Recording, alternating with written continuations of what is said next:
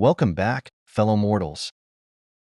Grab your swords, your snacks, and maybe a comfy chair, because it's time to dive back into the dark, deadly, and, dare I say, dramatically ridiculous world of Monarch of Death. Today, we're covering chapters 5 through 9, where things get even crazier. Buckle up, because death might be the only thing that's predictable here.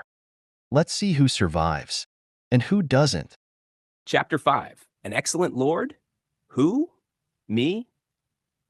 Karnak sprawled on his office sofa the next morning, feeling the pleasant afterglow of breakfast still lingering. I mean, who wouldn't feel that way after a meal like his? Ah, that was delicious. Fluffy omelets, sweet jam on fresh white bread, sausages that practically sang hymns of Greece, and roasted carrots so perfect they could have had a Tinder profile. Being rich sure had its perks. He sighed happily. I thought I'd be stuck with rough meals for a while after regressing. But just as he was basking in his morning food coma, a knock came at the door. Karnak didn't hear it at first, because, omelet-induced stupor. "It's Barros, young master." "Come in," Karnak said, as if it was his royal decree. In came Barros, the kind of guy who looked like he could bench press a carriage, but would still cry at a puppy video. The man's hair was as golden as his loyalty. Basically, the kind of sidekick you want when life hands you a trial by combat with death stakes. "Are you sure it's okay to keep calling me young master? I'm the Lord now, you know. Won't it seem a little weird?" "It should be fine. Apparently, it's a mistake I make often," Barros replied, his face all serious. The old butler had probably tried to beat that habit out of him, but failed miserably. "It might even seem more natural this way." Karnak smirked. "All right, if you say so. Did you eat?" "Yes, the food was excellent." Karnak raised an eyebrow. "Are they even serving good meals to the servants?" Barros nodded. "Yes, they are. We must be truly rich now." "Ah, yes. Nothing says, 'We've made it,' like the staff getting gourmet treatment." But then, Barros's eyes flicked toward the stack of paperwork like a kid avoiding eye contact with a pile of homework. "Young master, are you sure you should be lounging around like this? Didn't you say being the head of the family came with a lot of work?" Karnak waved it off like it was a pesky fly. "Ah, those? I already finished them." Barros blinked. "Already?" Karnak chuckled, a bit too smugly. "Did you think I'd actually struggle with something like that?" The paperwork that would normally make any 20-year-old lord sob into his wineglass was nothing for a former monarch of death. Karnak leaned back further on the sofa, stretching luxuriously. "I finished them while enjoying my dessert." Barros, looking genuinely offended, gasped. "What? Dessert? Lucky. I didn't get any." Karnak snorted. "Are desserts really that important right now?" "Of course they are. I gave up fame and fortune for them." "Well, you're not wrong about that," Karnak laughed. "I'll sneak you some later, but we've got bigger issues to deal with." Barros, suddenly remembering the whole life-threatening trial by combat thing, quickly sat down with a more serious look. "Right, about the trial by combat. Ah, yes. The Deventer Viscountcy. Bunch of jerks. They pounced the moment Karnak officially became the head of his family like hungry wolves spotting a wounded deer. House Zestrad, Karnak's turf, had about the same amount of bite as a defanged kitten. They had 5 knights left. 2 of them were still recovering from injuries, probably stubbed their toes on something, and their soldiers were barely holding together. To avoid getting crushed like a wine grape, Karnak had only one option: give up their precious copper mine and pay an amount in war reparations that would make their heads spin. But that would mean losing all their wealth, leaving their people hungry and desperate. So Karnak, ever the genius, or so he liked to think, stood up and declared, "In the name of Allium, goddess of the moon and justice, I challenge House Deventer to a trial by combat." Yeah, you read that right. The 20-year-old lord challenged them to a life-or-death duel, in front of everyone. That probably sent a few eyebrows sky high. Now, you might think this is a barbaric solution, pitting 2 houses against each other under the eyes of a priest to duke it out. But the beauty of this system, it's supposed to favor the righteous, at least on paper. Of course, in practice, the strong usually just get away with whatever they want. Because life is fair like that. Barros couldn't help but shake his head at his master's brilliance. Was he out of his mind? What on earth possessed him to do such a thing? No night to field, and Karnak wasn't exactly the warrior type. He was more couch potato in a nice suit. Yet he still chose to dig his own grave. Why would he dig his own grave like this? Karnak wasn't as oblivious as people thought. He slumped back in his chair, finally realizing why the butler and the rest of his people had been treating him like some kind of hero. But from a purely strategic viewpoint, Karnak's gambit wasn't completely stupid. If they went ahead with territorial war, they'd lose everything. But in a trial by combat, even if they lost, they'd just lose the copper mine and keep the people fed. A silver lining if you squint hard enough. Barros, still not fully convinced, scratched his chin. Young master, I don't understand why Viscount de Venter agreed to the duel. He could have just taken war reparations. He's got to care about his reputation. No one wants to look like the big bad wolf picking on the little guy. Karnak shrugged, always one to take the high road, even if it was paved with necromancy. Plus, he doesn't really need the money. And so it was settled. Sir Randolph, the Deventor family's strongest knight, would face off against Karnak. Yep, the same Karnak who probably pulls muscles reaching for the remote. Damn it, no wonder everyone's been looking at me with those sparkling eyes. Karnak grumbled, gnashing his teeth. Barros, being the practical sidekick that he was, had a brilliant idea. So why didn't you appoint a champion? Karnak groaned. Hey, I didn't step up. It was that damn 20-year-old idiot who did.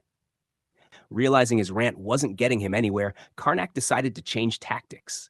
He flashed a smile. So, Barros, you wouldn't mind being my champion, right?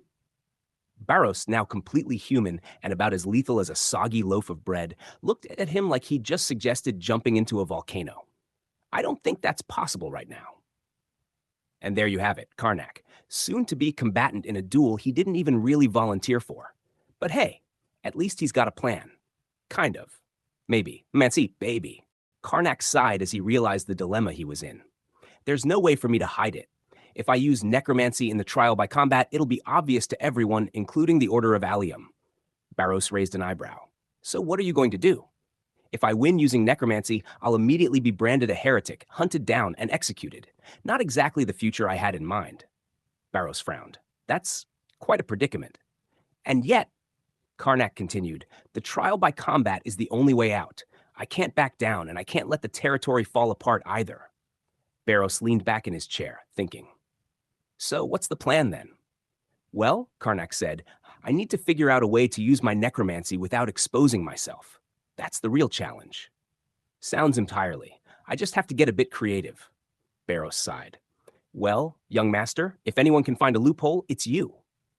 Karnak gave a half-hearted smile, still deep in thought. We'll see. But for now, let's start preparing.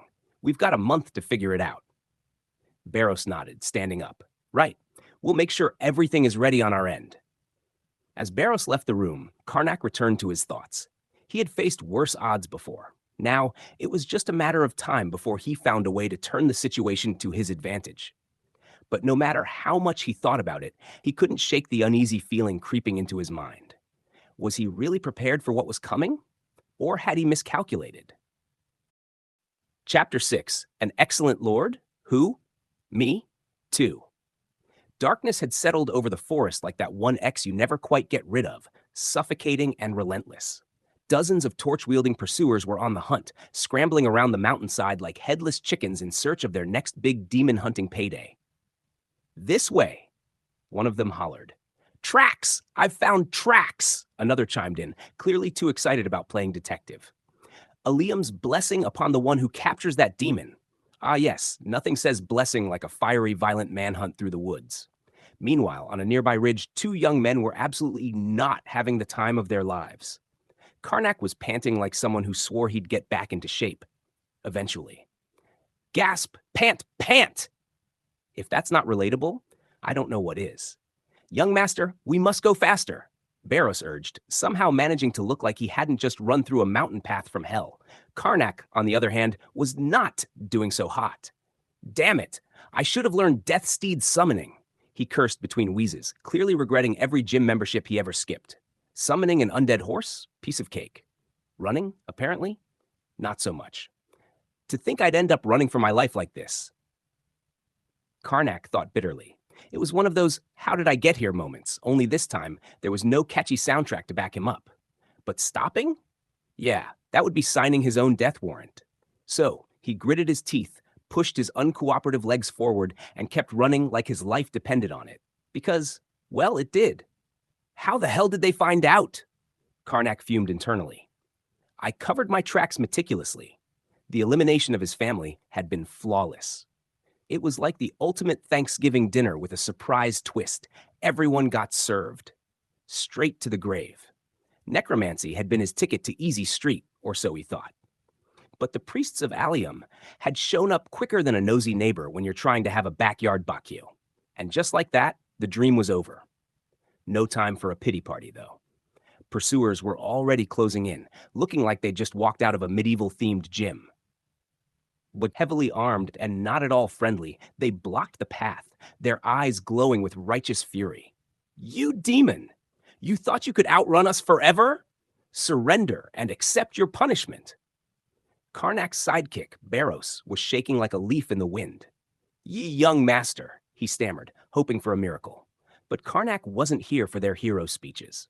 He snorted, spreading his arms dramatically like he was about to drop the sickest spell this side of the mountain. You think I'd cower before mere soldiers? Please, it'd take at least priests to have a shot at me.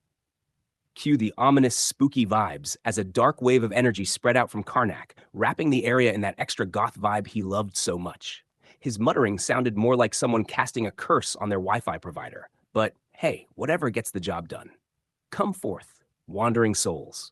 Erase the fate of the living with the light of the abyss. A wraith. Basically, a spooky ghost on steroids appeared from the darkness, swirling in a way that screamed, "You guys messed with the wrong necromancer." The soldiers, brave as they'd tried to be, immediately lost all their cool. Necromancy. He's commanding an evil spirit. Everyone, your talismans. Right, because pulling out pocket charms always works against a freaking wraith. Spoiler alert, it didn't. The talismans shattered like cheap party favors, and the wraith went to town on the soldiers, cutting through them like a hot knife through butter. Screams filled the night as blood spilled everywhere. Classic necromancy overkill. Karnak, ever the opportunist, grinned coldly. Good, now I have some extra manpower. And just like that, he raised the dead soldiers, transforming them into mindless zombies, because what's better than recycling? It's eco-friendly and terrifying. Are we safe now, young master? Barros asked, still looking like he needed a stiff drink. Karnak shook his head. No, these are cheap zombies, discount bin stuff. They're more of a distraction than anything else. And so, off they went, sprinting once again through the mountain path like they were in the worst ever episode of The Amazing Race. Karnak muttered curses between gasps. I finally had my revenge. The house was within my grasp. This was clearly all the fault of that damn necromancy book. No one will notice, it had said. Yeah, well, the priests sure as hell noticed, didn't they? Barros, ever the smartass, chimed in. He did say ordinary people wouldn't notice. Clerics aren't exactly ordinary, are they? Damn bastard should have written a better warning, Karnak snapped, fully ready to leave a one-star review. Barros just smirked. Anyone with common sense wouldn't be learning necromancy in the first place. If Karnak hadn't been too busy running for his life, he probably would have cursed Barros too. But right now, all he could do was yell, just shut up and run. The story of their flight was one for the history books. Karnak, who would later be called the Monarch of Death, was, at this moment, just a third-rate necromancer trying not to die in the woods. And Barros? He was more like the snarky sidekick who never knew when to keep quiet. Fast forward to the present, and Karnak is staring at himself in the mirror, reflecting on the past. He knows exactly where his past self went wrong. Necromancy was a powerful tool, but against the church? Yeah, good luck with that. No matter how sneaky he was, the priests always sniffed him out, like bloodhounds with a taste for necromancers. Barros wasn't helping either. So let me get this straight. You can't use necromancy in front of the priests? Exactly, Karnak replied. But isn't this trial judged by priests? Barros asked, his confusion almost adorable. Karnak's patience, however, was hanging by a thread. Yes, Barros, it is. Barros couldn't help himself. Then where did you get the balls to volunteer for this trial? And that's how our necromancer hero finds himself in a tight spot, trapped between his past mistakes and an upcoming trial that could very well be his last. Will Karnak find a way out of this mess, or is it time to pack up and run for the hills? Stay tuned. Barros leaned forward, curiosity piqued. Risky how? Karnak grinned, his eyes gleaming with a hint of madness. I'm going to fight him, without necromancy. What? Barros almost fell over in shock. Without necromancy? Are you mad? Not mad, just desperate enough to try something new. Barros stared at him, utterly bewildered. Young master, in case you've forgotten, you're not exactly a martial arts master. You're a necromancer. Your entire skill set revolves around manipulating the dead, not engaging in sword fights. I'm well aware of my limitations, Barros, but that's exactly why I need to think outside the box. Barros shook his head, clearly struggling to wrap his mind around the idea. What are you planning then? A magical trick? A surprise ambush? No tricks, no ambushes, just strategy. Karnak's voice was calm, even resolute. Barros raised an eyebrow. Strategy? Karnak nodded, his confidence growing. Randolph is a knight, a warrior trained in physical combat. He's strong, experienced, and deadly with a sword, but that doesn't mean he's unbeatable. Barros crossed his arms skeptically. So what's the plan? You can't use necromancy in front of the priests, and I doubt you've learned swordsmanship overnight. Karnak's smile widened. I may not be able to match him in raw strength, but I can outthink him. He's predictable, Barros. He'll expect a straight-up duel, a clash of swords and skill. But what if I don't fight on his terms? Barros blinked, then slowly nodded as understanding dawned. You're not planning to fight him directly, are you? Exactly. Karnak leaned forward, his voice lowering conspiratorially. I'll exploit his weaknesses, his overconfidence, and his adherence to the knight's code of honor. He'll never see it coming. Barros grinned, finally catching on. You're going to fight dirty. Karnak chuckled. Not dirty, Barros. Clever, there's a difference. Barros stood up, his earlier doubt replaced with cautious optimism. Well, if anyone can pull off a crazy plan like this, it's you, young master. Karnak smirked. I'll take that as a compliment.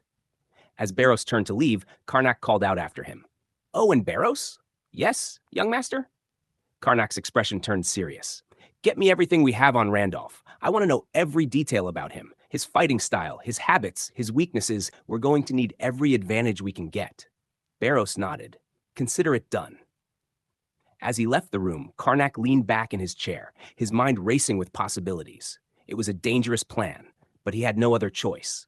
If he wanted to keep everything he had worked for, he'd have to take the risk. And Karnak Zestrad was no stranger to risk. End of Chapter 6. All right, time to jazz this up. Chapter 7. An Excellent Lord? Who? Me? 3. Welcome to the frosty north of Still Kingdom, where the weather is colder than your ex's heart, and the Jedden mountain range stands tall like it's trying to show off. This monstrous stretch forms the boundary between humans and the chaotic north, a place teeming with monsters who apparently haven't gotten the memo about private property and keep trespassing into human lands like it's a casual Sunday hike. The good old House Deventer, led by some brave or just really bored souls, has been on monster watch duty ever since House Zestrad decided to throw in the towel about 20 years ago. The Zestrads were that one friend who always bails on the group project and still expects credit. Now, it's all up to Deventer to keep the beasts at bay. Cue the training montage. Picture this. Knights smashing swords together, muscles glistening with sweat, the smell of testosterone and hard work filling the air. Among them is Sir Bright, the boss of the fortress, who's been yelling orders like a drill sergeant with a caffeine addiction. We're the guardians of the land, Sir Bright roars, his voice booming like someone who takes himself just a bit too seriously. None of those lazy Zestrads will help us, so we gotta do everything ourselves. The more Sir Bright thought about the Zestrads, the more his blood boiled. I mean, these guys really blew it. They struck copper, quite literally, and then went on a wild spending spree like they just won the lottery. How dare they? The audacity! After a while, Sir Bright mercifully grants the knights a break, though one of them, this absolute unit of a man, Sir Randolph, stands there like the human version of a tank. Doesn't even look winded. Ready for that trial by combat? Sir Bright asks, strolling over to his Star Knight. Randolph, with hair smoother than a shampoo commercial, chuckles. Against that bookworm lord, I've done more intense warm-ups. Sir Bright slaps Randolph on the shoulder, trying not to laugh too hard. Still, be cautious. Wouldn't want the scholar pulling a fast one on you, right? Yeah, right. Like a kid who's probably been more intimate with a quill than a sword was going to be a challenge.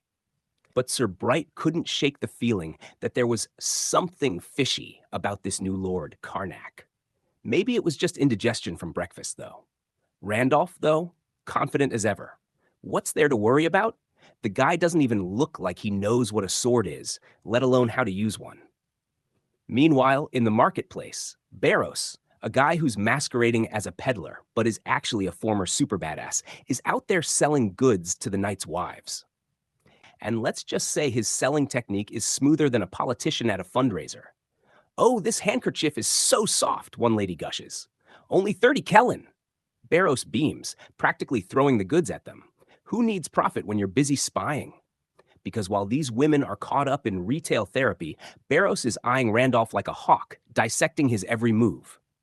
Not bad, but too predictable, he thinks. Barros knows he could probably beat Randolph after a few months of training, assuming he doesn't get his head chopped off first. Baby steps, right? "Oh, you know my brother?" One of the women interrupts his scheming. "Oh, totally." Barros shifts gears like a pro. "Who doesn't know Sir Randolph? The strongest knight in the north, right?" That was only a slight exaggeration, but it's called diplomacy, folks.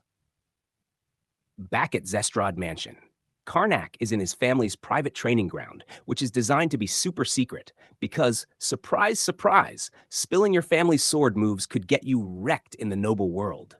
But honestly, Karnak's not impressed. "Why does this place even exist?" Karnak asks Barros. "I mean, it's not like our swordsmanship is even that special." Barros shrugs. "Hey, information is power. Even a little can change the game. Plus, it keeps the riffraff out." Spoken like a true veteran who's seen way too many fights. Karnak, ever the practical one, bolts the door and says, "Well, at least we can train here without anyone getting nosy. Because let's be real, Karnak isn't about to let anyone see him flop around in night training like a fish out of water." Barros drops a set of armor in front of him. "Put this on." Karnak stares at it like it's an alien artifact. How do you even wear this thing? I mean, the guy's a necromancer, not a knight. Armor? That's for suckers who don't have the power to raise the dead. Barros, with all the patience of a man babysitting a grown child, helps Karnak into the armor. But once it's on, Karnak looks, well, ridiculous. "Looking good," Barros smirks. "You're making fun of me, aren't you?" "Absolutely." The armor rattles with every movement, and Karnak looks like a metal scarecrow ready for a windstorm. But hey, it's all part of the disguise, right? Karnak grumbles. "I should have just turned you into a zombie." Barros just shrugs. "Then who would you talk to?" "Tache." Karnak takes a few experimental swings with his sword and feels weirdly okay. This isn't as heavy as I thought." Barros rolls his eyes. "Yeah, try running for 5 minutes in that thing, and let me know how you feel." Karnak pales. 5 minutes? I can't even run that long without armor." Barros is floored. "Wait, a 20-year-old can't run for 5 minutes? Hey, I've been using my brain for 100 years. Not these legs." Barros groans, massaging his temples. "We're so screwed." Karnak, ever the optimist, says, "Don't worry, we're just pretending to train." Back at the Zestrad Mansion's exclusive training ground, Karnak is standing there in his janky armor, rattling like an old shopping cart with every step. "Okay, Barros, what's next? We sparring or something?" Barros gives him a look, the kind you give to someone who just asked if water is wet. No. If you're barely surviving just standing in that armor, I don't think sparring's on today's menu. Let's try something less likely to end in disaster." He grabs a wooden training sword, which somehow feels like a better choice for this pretend training session. It's like giving someone who can't swim a life jacket, except Karnak doesn't even know what a life jacket is. "First things first, let's talk about footwork," Barros begins, demonstrating some quick steps with the ease of a guy who's way too good at this. "You know, so you don't trip over yourself and land flat on your face." Karnak tries to mimic him, but it's like watching a baby deer try to ice skate. This is harder than it looks. "No kidding," Barros mutters, already wondering how he's supposed to turn this mess into a convincing knight. It was one thing to pretend to train, but it wouldn't hurt if Karnak could actually swing a sword without looking like he was going to topple over. All right, all right.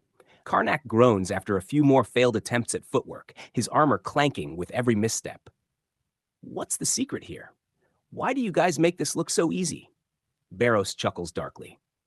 We spent years doing this while you were off playing with bones and dead bodies. Don't expect to master it in a day. Right? Bones and dead bodies. Karnak sighs, realizing that his necromancy skills aren't exactly transferable to night training. If only raising the dead helped with cardio. Time skip, after some not-so-intensive training. Karnak has survived what feels like an eternity of pretending to be a knight. He's sweating, more from frustration than actual effort, and he's pretty sure his muscles are going to protest tomorrow in ways he didn't know they could. But for now, he's alive and miraculously still standing. Barros gives him a nod. Not bad for day one. Not bad. Karnak wipes his forehead, glaring. I barely survived. I swear, I'd rather face a zombie horde than go through that again. Hey, you're the one who wanted to pretend to be a knight. No backing out now, Barros teases, though there's a hint of seriousness behind his words. Karnak groans. This better work, or I'm coming back as a ghost just to haunt you. Yeah. Let's hope it doesn't come to that, Barros laughs. We've got a few more weeks before the trial by combat. Let's make sure you can at least look convincing by then. As Karnak heads back to his quarters, he can't help but think that this night thing is way overrated. All this training, all this sweating, was it worth it just to avoid getting his head chopped off? Time would tell, but one thing was for sure. Tomorrow was going to hurt. A lot. Meanwhile, Barros, always plotting. Barros watches his young master retreat, a smirk playing on his lips. Karnak was coming along, slowly, but coming along. The real game wasn't about winning the trial by combat, though. No, the real game was playing everyone else, especially Randolph. 6 months of training? More like 6 weeks, Barros muses to himself, already imagining how Randolph would look when Karnak, against all odds, managed to not get himself killed. Maybe the scarecrow in armor would surprise everyone. Maybe.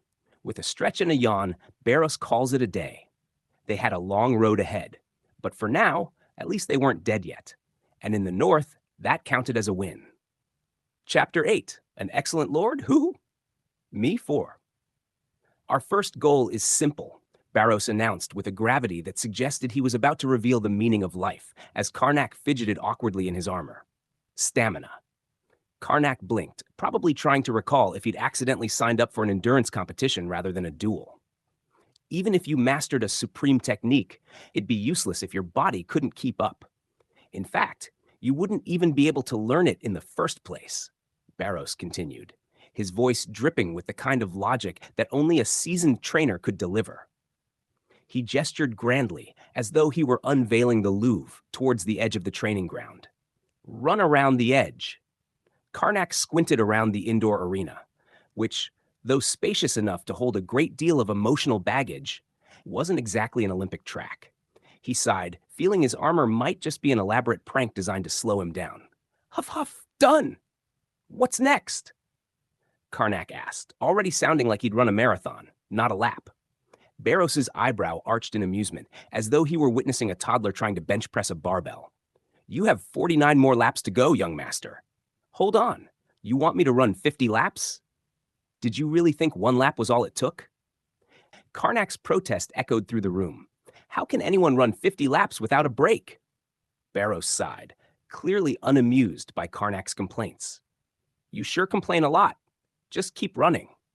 And so, Karnak ran, or rather, he started running. He powered through the first few laps with the grace of a caffeinated squirrel, but soon began to look like a marathon runner who'd gotten lost on the way to a donut shop.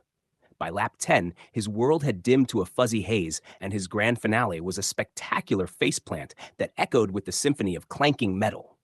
Gah! Karnak sprawled on the floor, his armor creating a percussion section that would have impressed any heavy metal band. Oh dear. Barros covered his face, both in despair and disbelief.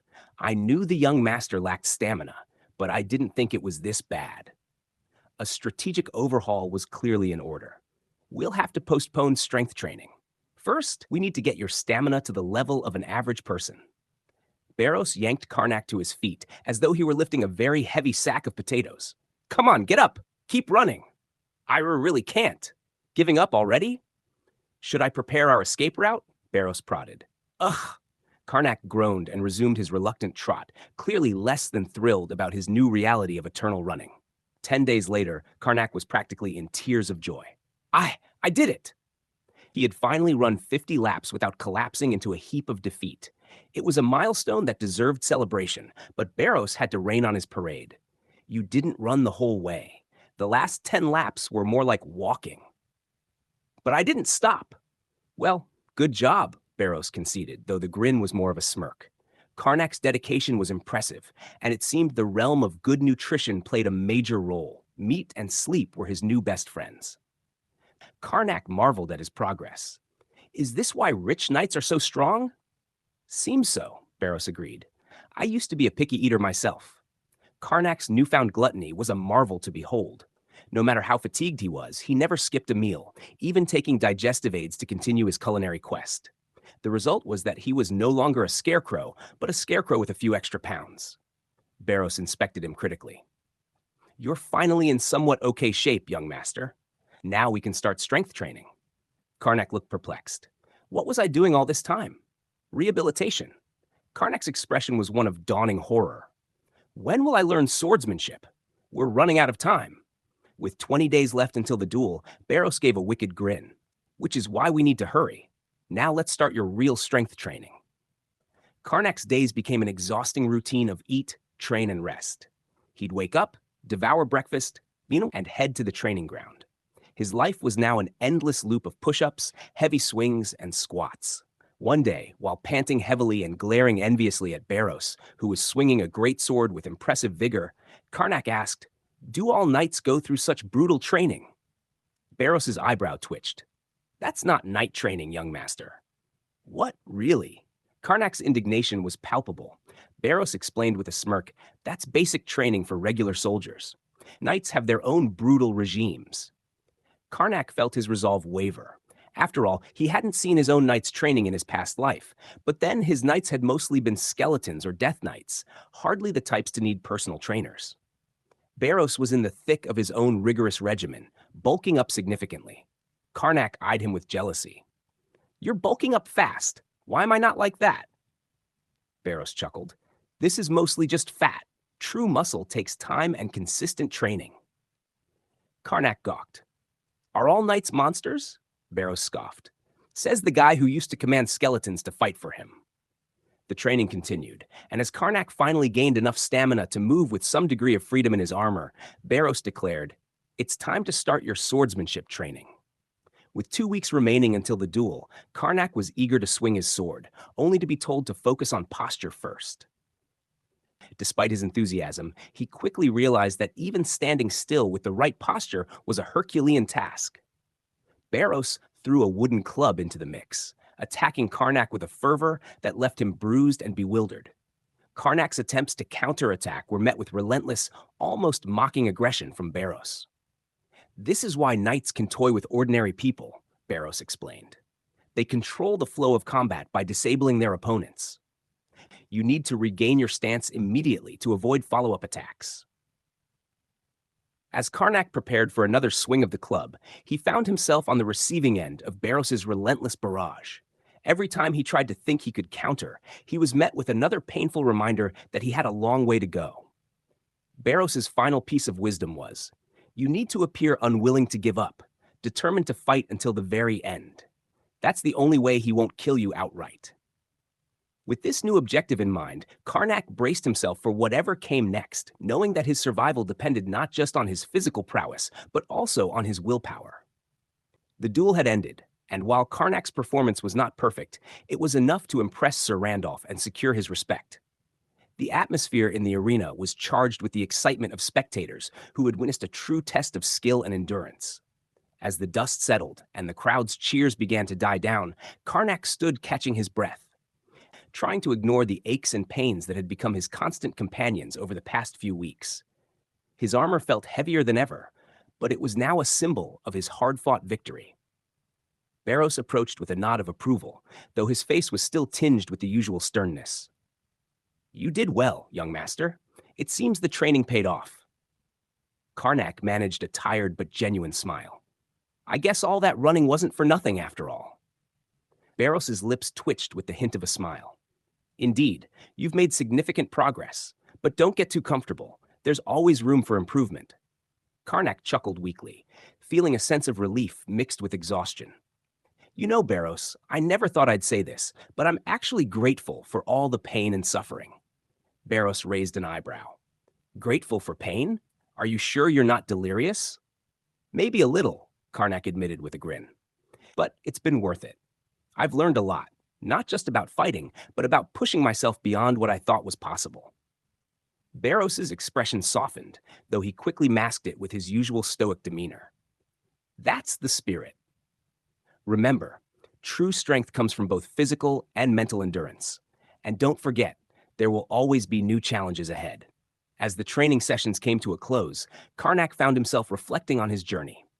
The rigorous exercises, the relentless drills, and the constant pressure had transformed him from a novice into a competent fighter. The path to mastery was far from over, but he had taken a significant step forward. Karnak's newfound skills were not just about winning battles, but about proving to himself that he could overcome any obstacle. He had gained respect from his peers and, more importantly, from himself. In the weeks that followed, Karnak continued to train diligently, balancing his physical regimen with strategic preparation. He knew that each victory was a step towards becoming a true leader and warrior. Barros remained by his side, guiding him through the complexities of combat and strategy. Their bond had grown stronger through the shared trials and tribulations, and Karnak appreciated the unwavering support. The journey was far from over, but Karnak faced the future with confidence and determination. He had faced his fears, conquered his weaknesses, and emerged as a formidable force. As the sun set on the training grounds, Karnak stood tall, ready to face whatever challenges lay ahead. The path to greatness was long and arduous, but he was prepared to walk it with resilience and courage. And so, with the lessons learned and the battles fought, Karnak prepared for the next chapter of his journey, a journey that would shape him into the leader and warrior he aspired to be. There you go, the final stretch with a touch of reflection and resolution. Chapter 9, An Excellent Lord? Who? Me? 5. Day after day, Barros continued his relentless assault on Karnak. The poor guy was practically a human punching bag at this point. Each morning, Karnak would wake up bruised and battered, feeling like he'd been used as a battering ram. I'm dying, Karnak moaned, collapsing onto the training ground floor for the umpteenth time. His body was screaming in protest, a cacophony of aches and pains that would make even the hardiest gladiator whimper. But despite all the sweat and blood, had his swordsmanship improved? Well, not exactly. Shouldn't you start teaching me something? Karnak rasped, struggling to rise. If I can't dodge, at least teach me how to deflect. So far, his training had consisted of standing there in his armor, clutching his sword like it was his last lifeline, and getting pummeled repeatedly. He was basically the medieval equivalent of a pinata. You think deflecting is some simple trick? Barros retorted. Barros, who had developed quite a physique thanks to his supervisory role, was looking more like a Hulk than a mentor. He tapped Karnak's shoulder with a club, as if reminding him that they were on a tight schedule. We're down to the wire, you know? We have only a month. Wait, no. There are only 10 days left. Wayo, what do you think you can possibly learn in such a short time? Then what's the point of all this training? Karnak spat, frustration evident in his voice. You're getting used to pain, Barros explained. Forget exceptional swordsmanship or ironclad resilience. For a novice like Karnak about to face a life or death duel, getting used to pain was the priority. You need to get used to being hit, to the feeling of your life hanging by a thread, Barros continued, his tone serious. Only then can you keep your wits about you, and you need your wits to fight or flee.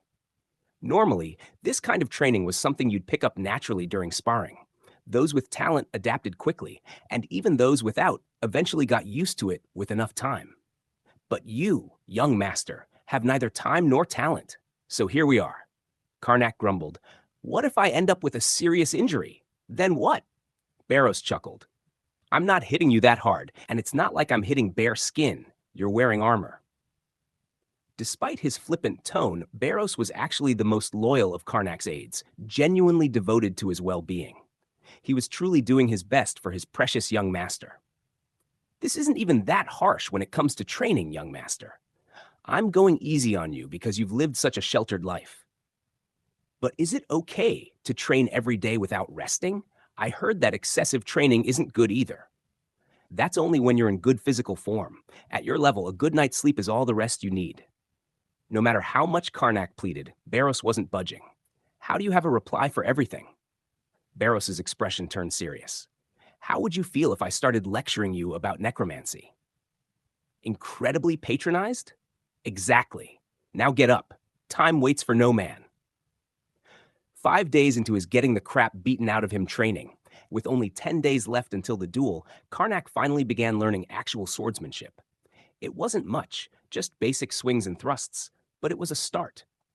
Hiya! Karnak roared, unleashing a series of horizontal swings at Barros. Shout with more bravado, Barros instructed, casually deflecting each blow with his club. Karnak tried louder, this time with a thrust. Hiya! Barros still looked unimpressed. Louder! You yell to be heard, not to put more strength into it. Karnak tilted his head, puzzled. Isn't the point of a battle cry to focus your strength? Not in your case, young master. At Karnak's current level, it didn't matter if he let out a battle cry or a lion's roar. His strikes would still be as weak as a kitten's meow. It was more about conveying, I'm still in this fight! Here I come! Barros announced helpfully, swinging his club. Despite the brutal training, Karnak had improved enough to swiftly raise his shield to block. Then, predictably, he went flying, shield and all. Ouch! Crash! Don't even try to withstand a serious attack, Barros advised the sprawled-out master. Just hit the dirt. That sounds a bit embarrassing. Can't I at least try to block? You want to be sliced open along with your armor? Fine, I'll roll. And so the routine continued. Swing, block, roll, repeat. For Karnak, who had never pushed himself physically in his life, it was pure torture. Ow, ow, ow. He groaned, rubbing his aching back. Who knew I'd end up brawling with a musclehead like you? Maybe you should have picked up a hobby, like sword fighting. You complained constantly about being bored for 100 years. Hobbies are supposed to be fun. What's fun about fighting up close and personal with a sweaty oaf like you? Before he became the Monarch of Death, Karnak had always presented himself as a mage. His combat style was all about creating distance and unleashing hell from afar. Close combat was abhorrent to him. My strategy has always been to send in a meat shield and attack from a distance. I know. I was your meat shield. Despite his constant grumbling, Karnak diligently kept at his training. As time passed, his efforts began to bear fruit. He had gone from a clumsy, pampered noble to, well, a slightly less clumsy, third-rate soldier. His confidence grew too. After all this, I gotta have at least a small chance, right? I've been working hard. Even Barros had to admit he had made progress. You have worked hard. You might not die immediately now? That's all I get after all this suffering? And so, the day of the duel drew closer. 2 days before the fateful encounter. I'd say you're more or less ready, Barros said, now wielding a real longsword instead of a wooden one. Time for the final stage of your training. Barros had once been the second in command of Necropia, the Empire of the Dead, and the ultimate Death Knight who had slain 3 of the 4 great martial kings. But I was not a better warrior than the 4 great martial kings, he admitted. The martial kings surpassed him in strength, skill, mental fortitude, and experience. However, he had won thanks to the overwhelming power of the Monarch of Death, Karnak. Well, I was pretty amazing, Karnak added, a touch of pride creeping back into his voice. You were. So amazing that you decided to shack up in a skeleton body, Barros quipped, unable to resist a jab. Couldn't you have been a little less amazing? We could have lived while sipping wine and eating steak. If I was, we'd have been dead a long time ago. Barros might have been weaker than the 4 great martial kings, but he had one distinct advantage. No one humiliates and breaks the weak quite like me. I've had a lifetime of practice. You're a real piece of work, Barros, you know that? You were the one who ordered me to. You said the best undead were fueled by hatred and rage. Thanks to Barros's unique talents, there was one thing they could predict with certainty, how Randolph would toy with and ultimately break Karnak. He'll do exactly this. Barrows swung his longsword, cornering Karnak. At first, he'll toy with you by going slow like this. Karnak yelped, rolling across the floor. Whoa, that's way too fast! Barrows claimed it was slow, but the sword's movement was a blur. He continued his relentless assault. But you can dodge now, can't you? Indeed, the brutal training had paid off. Karnak might have looked ridiculous being a punching bag and rolling around, but he was avoiding direct hits. Gah! Huff! Huff! Barrows smiled proudly at his master, who, despite getting pummeled, continued to stand up and aim his sword back at him. Good movement, young master. Am I actually doing okay? Yes, you're at the perfect level to toy with. I'm serious, it's a compliment. Reaching this level is no easy feat. Randolph would be absolutely delighted to face an opponent with such an unyielding spirit. After all, it was trial by combat. It wouldn't do to appear as if he were bullying a weakling. After a while, he'll want to end things quickly. But, Barrows continued, he won't kill you outright. He won't. The best case scenario for him is to have you kneel and surrender. He gets to look like an honorable knight while the priests get their hands dirty, which meant Randolph would be aiming for Karnak's legs. You can lose an arm and still stand your ground through willpower. But take out the legs, you physically can't stand anymore. It's essentially forcing one to kneel. Barrows's movements shifted abruptly. His entire body seemed to blur, and a flash of silver light grazed Karnak's knee. Gah! It all happened too fast. Karnak was left standing there, frozen in shock, while Barrows grinned, clearly enjoying himself. That's how he'll try to cut your leg. And I'm supposed to stop this? Yes. I don't know if I can. You can block it at least once if you know it's coming. We'll practice, of course. Barrows explained that this was Karnak's only chance for a counterattack. However, no matter how pathetic an opponent may seem, you don't just let them take free swings at you. Karnak would need to unleash a genuinely powerful attack, and quickly. Which is why Barrows lowered his stance, reversing his grip on the longsword and bringing the tip of the sword close to the ground. This naturally shielded his legs. This is what you'll learn. He swept the sword upward in a diagonal arc, switching hands mid-swing. With a flick of his wrist, he reversed the grip again, using the momentum to deliver a second, even more powerful upward slash. Swoosh! Swoosh! The air itself seemed to rip with the force of the blows. Double upward strike, overkill, Barrows muttered. Karnak stared at him with wide eyes. This is one of the secret sword techniques of Revan Strauss, the martial king of Delphiad. Karnak could only blink in response. Before, he wouldn't have understood how difficult that technique was. He had never held a sword in his life. But after days of relentless practice, he finally understood. The sheer skill and precision required for Barrows's display were beyond anything he could have imagined. And you want me to do that? Yes. Why didn't you teach me this sooner? I have 2 days. How am I supposed to learn that in 2 days? 1 day is enough, Barrows explained, infuriatingly calm. You don't need to master it, just mimic it. Mastering a technique meant repeating it tens of thousands of times until it became a natural movement for your body. I don't expect you to achieve any real proficiency in such a short time. Just copy the movements convincingly enough at the right moment. Is that okay? Normally, no. However, not properly learning that technique wouldn't be a problem for Karnak. You'll never have to hold a sword again after this. It's more efficient to cram and forget than to try and actually learn it. Is that so? Karnak asked, hesitantly picking up his sword. All right, I'll give it a shot. He lowered the point to the ground, focused and swung upwards. Overkill. The longsword flew away, clattering against the far wall of the training ground. He had lost his grip. He had stumbled with his fingers because the technique required multiple grip changes. Are you sure I can do this? Barrows still looked confident. Don't you worry, I planned this training schedule while taking your lack of talent into consideration. Just how low did you evaluate my skills? A noble young lady who's never done anything but embroidery. Damn you. Grumbling under his breath, Karnak threw himself into practicing the double upward strike. 2 days passed and dawn broke over Zestrad Mansion. The day had arrived. The day that would decide the fate of the Zestrad barony and the life of Karnak. The day of the trial by combat in the name of Allium. And there you have it. Another round of death, destruction, and more plot twists than a pretzel. If you're still alive after that, congratulations. Make sure to hit that like button if you're team Monarch, or leave a comment if you're just here for the chaos. Don't forget to subscribe for more chapters, because this ride, it's just getting started. Until next time, try not to die out there.